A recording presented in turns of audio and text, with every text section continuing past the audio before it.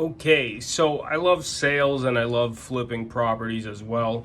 I think these things generate cash, right? They generate like money coming in, you get big scores, and sometimes it's good. You always have to watch your margins.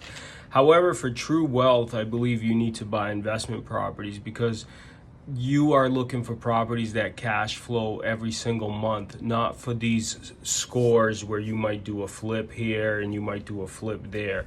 The consistency of income that you can generate from having investment properties is actually what's going to put you ahead into the game of being able to retire, being able to just live much better. Eventually, I have friends where that cash flow is literally funding their most ideal life: family vacations, travels, houses, cars, boats. And that's the point you want to get to. That's why all the money you make in your other endeavors should go into investing in some good real estate that produces cash flow for you.